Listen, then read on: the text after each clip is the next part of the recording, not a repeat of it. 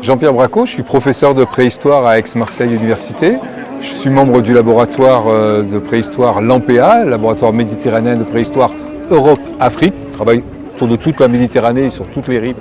de la Méditerranée. Et puis je suis ici dans cette journée de présentation du Deep Sud pour parler d'un projet qui s'appelle le projet COSCAIR, qui est un grand projet interdisciplinaire qui réunit de nombreux acteurs de l'Université d'Aix-Marseille et en particulier des laboratoires qui relèvent de l'INE, qui s'intéressent à la compréhension des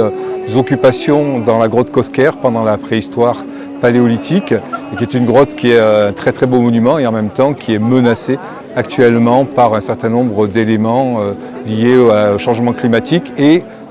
à la pression humaine autour de la grotte.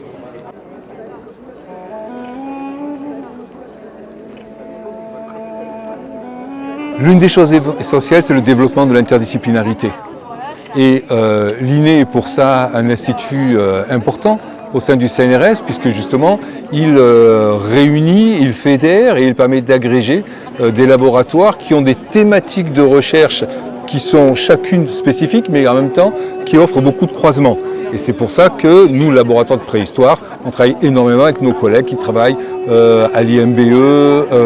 pour l'environnement ou à ADES pour les problèmes d'anthropologie biologique, puisque nous, dans le temps long, on a différentes espèces humaines et donc toutes des problématiques aussi d'évolution biologique des hominidés, etc. Et s'il y a une politique à pousser, c'est bien celle-ci, c'est-à-dire de permettre les outils de la confrontation des différentes disciplines, d'aider à faire émerger, c'est aussi le rôle de la MITI, du CNRS, des programmes interdisciplinaires et surtout, politiquement, de reconnaître cet effort-là de la part des chercheurs et de leurs laboratoires et de leurs institutions de rattachement. Parce qu'aujourd'hui, on le sait, la recherche est encore très souvent en silo et organisée de manière disciplinaire, y compris dans l'évaluation des carrières des chercheurs. Et là, il y a un vrai enjeu politique de permettre une évaluation à la hauteur des investissements interdisciplinaires.